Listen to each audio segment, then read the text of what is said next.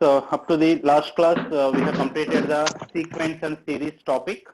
So all the concepts, almost of all the models of the problems we have completed. Now we'll go for the another important and easy topic, which is the quadratic equations, expressions and inequations. Keep the heading: quadratic equations, comma, expressions and inequations.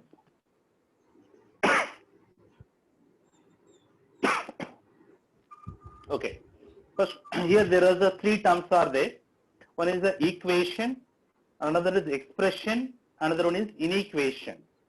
Tell me what is the difference between these three? What is meant by the equation? Which one we will call it as an equation? Which has equality sign.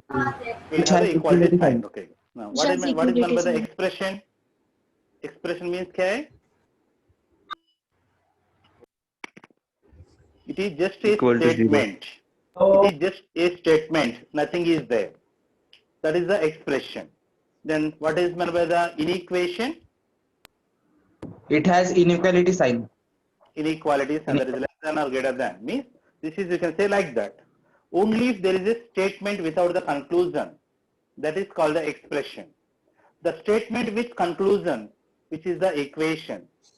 So that the comparison of the statements is called the inequation. Okay, like that there is a three statements, three things will be there. So first of all, we will see these three things for the quadratic format. Okay, so first of all, see what about the quadratic equation. Means any equation or in the format of ax squared plus bx plus c is equal to 0, where a is not equal to 0, then this equation is called the quadratic equation. Okay, where the coefficient of x square should not be 0. Remember that. The coefficient of x square is 0, then this becomes a linear equation. So the coefficient of x square is not equal to 0, and if any equation is in the format of ax square plus bx plus c is equal to 0, which is called the quadratic equation, right? Means the degree of that equation is the 2, that is called the quadratic equation. The degree is 3. What is the name of that equation? Cubic equation.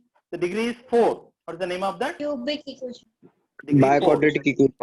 Biquadratic equation. The degree is 5. The degree is 5. What is the name of this? Pentaquadratic equation. Pentaquadratic. Okay. Pentaquadratic equation. The degree is 6. Hexaquadratic equation. Degree is 7. Heptaquadratic equation. Septaquadratic equation. Degree is 8. Octaquadratic equation. Octaquadratic equation. Degree is 9.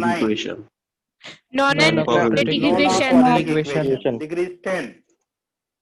Decaquadratic equation. Decaquadratic equation. The degree is 11. Octaquadratic equation.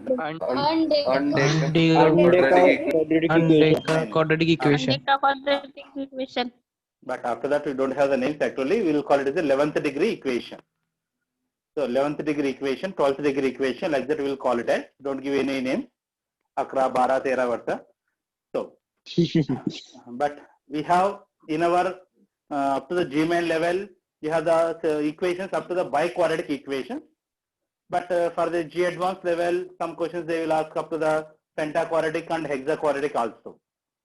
So first we'll see about the quadratic equation, then we'll see how to solve the cubic equation and biquadratic equations later.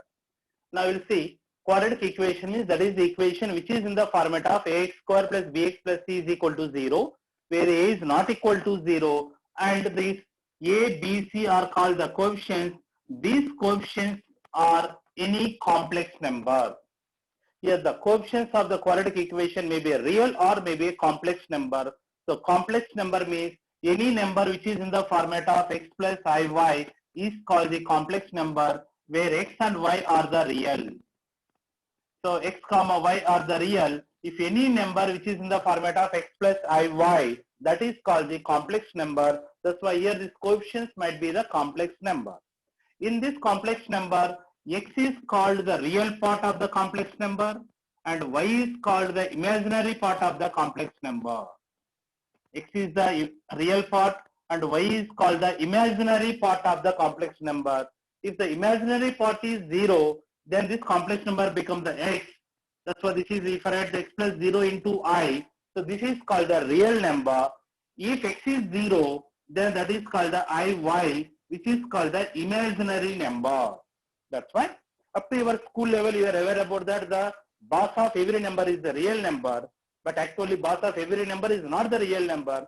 Base of every number is the, sorry, welcome back. So base of every number is the complex number. So that's why the numbers you can divide like that. First one is the complex number are of the two types. One is the real number, another one is imaginary number. Real number or imaginary number. So complex number is the main number that is divided into the real number and imaginary number.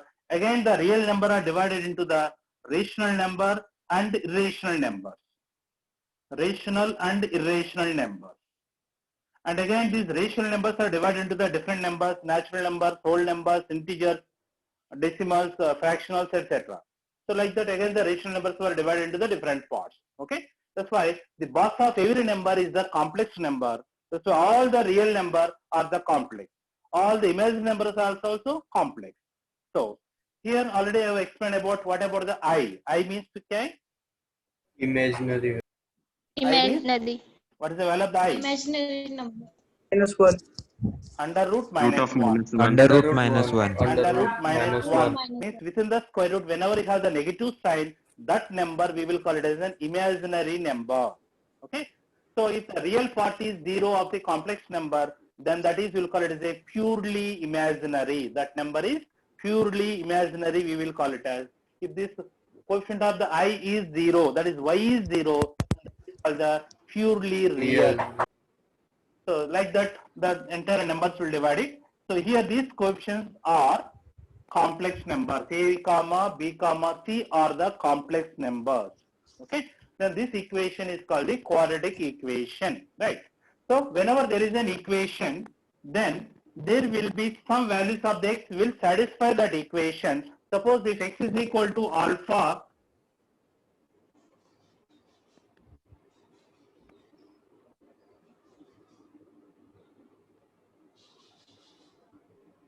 Sorry, if we have to write root of -6, then how we will write? root over minus 6. This is you can write root minus 1 6i. into 6. Root minus 1 into 6i. 6 you can write it, where root minus 1 means I root 6. Root minus 1 is I into root 6, that is I root 6 you can write it. Okay. Now, suppose if alpha is a value such that A alpha square plus B alpha plus C is equal to 0. Means if you substitute the alpha in the equation, if it gives us 0, then alpha is called the 0 of the quadratic equation or root of the quadratic equation or solution of the quadratic equation. Understand? Means if alpha satisfies that equation, so that is simply write as an f of alpha is equal to 0, then alpha is called the 0 of the equation or the root of the equation or solution of the equation. Understand? So that's why, so for a quadratic equation, what will be the roots? How many roots will be there for this equation? Those we have to find it. Suppose if it is ax square plus bx plus c is equal to 0, it is a quadratic equation. Already in our school level, to the 10th class, you are aware about it. Tell me what are the roots of this equation? X is equal to Alpha and beta. Alpha and beta only. What are those alpha and beta? What are the roots of this equation? Minus B by Minus Minus b b square by 2a minus B plus b by or a minus under root by square minus b 4ac square minus by 4AC upon 2. minus 4ac upon 2a. upon 2ac. 2a minus b plus or minus under root b square minus 4ac upon 2a. Means if you take the plus, you will get the one root. If you take the minus, you will get the another root. Let's take that root. Those roots are say alpha is minus b plus root b square minus 4ac by 2a. It is called one root. Another one is say beta, that is say minus b minus B root minus. b square minus 4ac by 2a. It will be the other root. So the two roots of the equation you can take like that. Now if you add them, alpha plus beta If we add these two values, then here plus under root b square minus 4ac minus under root b square minus 4ac gets cancelled. Then minus b by 2a minus b by 2a, that is minus 2b by minus b by 2 gets cancelled, so that is minus b Minus by a. So alpha plus beta is equal to minus b by a, that is the sum of the roots of that equation is equal to minus b by a. Okay, and the product of the root, that is alpha into beta, if you multiply these two, then we are C going to by get A. c by a. So these two things we have to remember. So alpha plus beta is equal to minus b by a, and alpha into beta is c by a, where b represents x coefficient, a represents x square coefficient, alpha into b, that is c by a, where c represents the constant upon coefficient of x square. Okay, so already this is you are aware about from your school level, sum of the roots and product of the roots of the quadratic equation, and this formula also you are aware about it, right? Now, for solving some of the objective questions, then we have to remember some other points also about this quadratic equation. What are those points are that, suppose if I want to find the value of alpha square plus beta square, if I want to find it. I want to find the value of alpha square plus beta square. So from the identity, alpha square plus beta square you can write as an alpha plus beta whole square minus 2 alpha beta. Like that we can write it. Where alpha plus beta value is minus b by a, whole square means which is b square by a square, minus 2 times alpha beta is c by a, where LCM is a square. Then what is the numerator? We get that b square minus 2ac. So it is better to remember the value of alpha square plus beta square is b square minus 2ac by a square. Okay, alpha square plus beta square is b square minus 2ac by a square. Directly if you remember it, so directly you can substitute it. Otherwise every time you have to derive that value by using this procedure. Okay. Similarly, suppose if I want to find the difference of the root, that is I want to find alpha minus beta, I want to find it. So difference means you have to keep the modulus always. So this formula is under root alpha plus beta whole square minus 4 alpha beta. Remember this formula. It is very important from the identities only. In the starting classes I was given the identities formulas to you.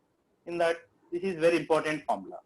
Alpha minus beta we can write that under root alpha plus beta whole square minus 4 alpha beta. Alpha plus beta, that is minus b by a whole square means b square by a square minus 4 times alpha beta means c by a. C by A. What is LCM there? a square minus 4ac upon 2a. B square minus 4ac upon b square. A square. So this is you can write under root b square minus 4ac upon denominator you can have A root square. a square. What is the value of the root A. a square? A. It is not the a, it is mod a. Remember that. Mod Root A. a square. Anything if it is coming out of the square root, any variable if it is coming out of the square root, always you have to take the modulus. Why? Because here the difference means we are taking the modulus, right? Modulus of alpha minus beta. The difference means this never be negative. Always you have to take the positive value only. Here I don't know whether a is a positive or negative, so we have to keep the modulus. That's why alpha minus beta is under root b square minus 4ac upon mod a. This is the formula we have to remember. So similarly, if I want to find the value of alpha cube plus beta cube, alpha cube plus beta cube, if you want to find it, tell me how do you write the alpha cube plus beta cube? This is in the form of a cube plus b Alpha cube. cube alpha Beta A into plus Alpha B plus plus beta whole minus cube. alpha beta plus beta square. Minus 3 alpha beta into alpha plus beta. plus beta. This is the formula in terms of alpha plus beta and alpha into beta. Alpha cube plus beta cube we can write like that. Alpha plus beta whole cube minus 3 alpha beta into alpha plus beta. Okay. So therefore, alpha plus beta is minus b by a whole cube, that is minus b cube by a cube, minus 3 into c by a into minus b by a. So substitute that alpha beta and alpha plus beta there. Now what is LCM here? A cube. A cube. So the numerator will get that minus b cube, minus into minus plus 3bc is there, but a square is there, but LCM is a cube means you have to multiply by a, that is 3abc. ABC. 3abc minus b cube upon a cube. So it is better to remember this formula also, alpha cube plus beta cube, because otherwise in the examination also you have to go on deriving that, it may take some time. That's fine. Remember this alpha cube plus beta cube, alpha square plus beta square, and the difference of the roots also. Okay. So write in the notes on that. So write in the notes. Ax square, the equation. Now, here we will see some other points also. That is, suppose if the roots of that equation, so because the quadratic equation will have the maximum 2 roots. So if those 2 roots are equal in magnitude but opposite in sign, then what is the condition? Means if the roots of the equation are equal in magnitude but opposite in sign, then what is the condition? So since we know that alpha plus beta is equal to minus b by a, right? Alpha plus beta is equal to minus b by a. Suppose if the roots are equal in magnitude but opposite in sign, then what about the sum of the roots? Alpha minus alpha. Means alpha and minus alpha, we can take those roots because equal in magnitude but opposite in sign. Then what about the sum of the roots? 0. 0. That is equal to minus b by a, right? So minus b by a is equal to 0 means what is the value of the b? 0. Equal to 0. So b is equal to 0 means coefficient of x is equal to 0. This is the point you have to remember. Means for any quadratic equation, if the roots are equal in magnitude but opposite in sign, then coefficient of x must be equal to 0. Coefficient of x must be equal to 0. This is the point you have to remember. Okay. So that is this point. The next line. Suppose if the ratio of the roots are m is to n.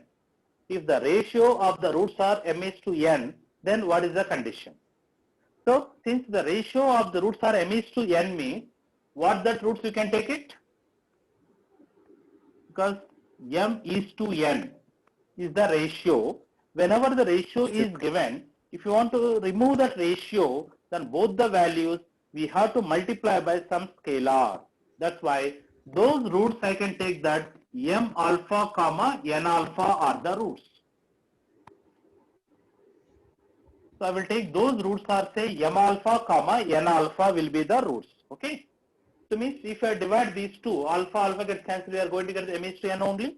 That's why those two roots you can take like that. Then we will find the sum of the roots. Sum of the roots means that is m alpha plus n alpha. I can take alpha common, m plus n into alpha, which is minus b by a.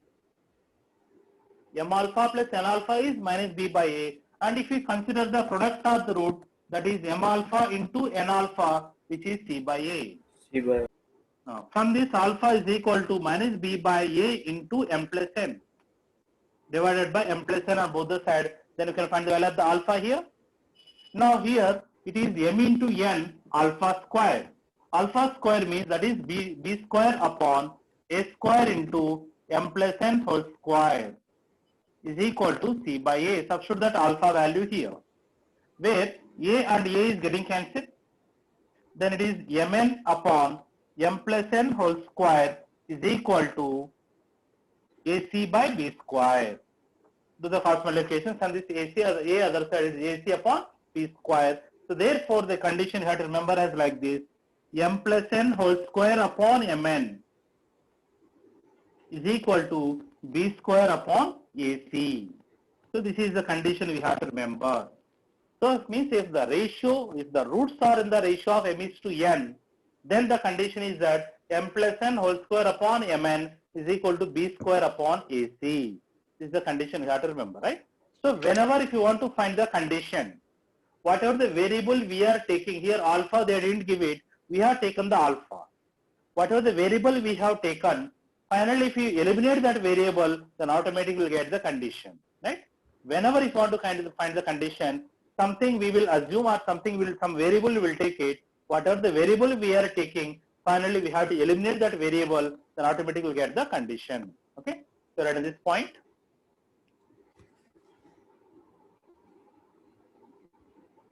Right at this point, if the roots of the quadratic equation,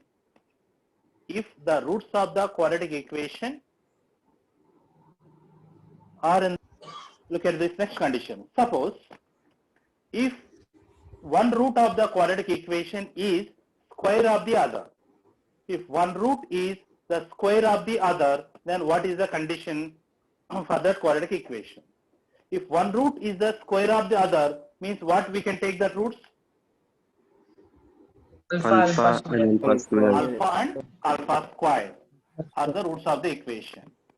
So if these are the roots, then first we'll find the sum of the root, that is alpha plus alpha square, which is minus b by a, and product of the root alpha into alpha square, that is alpha cube, which Alpha is c cube. by a. So you'll find the sum of the root and product of the root. Okay. Now from these two equations, if you eliminate the alpha, then we will get that root equation, that root. Okay. So that condition will get it. For eliminating that alpha, what we will do is, from these two take alpha common. That is 1 plus alpha is equal to minus b by a. Okay, take alpha common from these two. Since here we know the value of the alpha cube, that's why to get the alpha cube here also, cube this equation on both sides. Okay, cubing it on both sides. If cubing it on both sides, then we will get that alpha cube into 1 plus alpha 1 whole plus cube alpha whole cube. equal to minus b by a whole cube. Okay. Now what is the value of the alpha cube? C by A. C B by by A. a, and it is in the format of a plus b whole cube form. Tell me what is the formula for a plus b whole cube? A cube plus A B. cube Alpha cube plus 1 cube plus b cube plus 3 alpha. ab into a plus b. Like that you can write it is equal to, it is minus b cube upon a cube. Okay. So there is a plus b whole cube means a cube plus b cube plus 3ab into a plus b. Then which is c by a into 1 plus, again there is an alpha cube means you can write the c by a plus 3 times alpha into 1 plus alpha. From this alpha into 1 plus alpha value is minus b by a. Minus b by a. That we can substitute here. Minus b by a is equal to minus b cube upon a cube. Now it is c by a into, here within the bracket, what is LCM? A.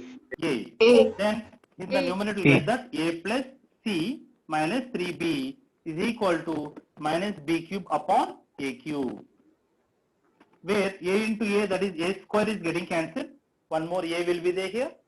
Now multiply by the a on both the sides, then we'll get that ac into a plus c minus 3b is equal to minus b cube.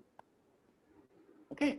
Now if you multiply here ac into a, that is a square c, plus ac into c, that is ac square, AC square. minus 3abc is equal to minus b cube. Therefore the final condition is that a square c plus ac square plus b cube is equal to 3abc. This is the condition. Means if one root of the equation is square of the other, then the condition is that a square c plus ac square plus b cube is equal to 3abc. So if you remember this condition, directly we can evaluate the problem. Otherwise we should go to the entire procedure. It may take that time.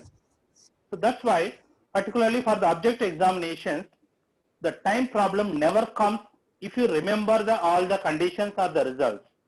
How many results or how many conditions we are able to remember it, and we are able to get the idea on that examination, then only you can save the time. Otherwise the time problem always will come. Okay? Every problem, if you try to solve through the procedure only, compulsorily the time problem will come. Okay? Take this problem, take this condition. Next point. Similarly, we will see one more condition, that is, if one root of the quadratic equation is nth power of the other, then what is the condition? If one root of the quadratic equation is nth power of the other, means what the roots we can consider? Alpha and alpha to the power n. Alpha and alpha power n we will consider. Then what is the sum of the root? Alpha plus alpha power n, which is b minus b by a. And if you consider the product of the root, that is alpha into alpha power n, which is c by a. That is the product of the root. Okay. Now from these two equations, we have to eliminate the alpha, then we will get the condition. To eliminate the alpha,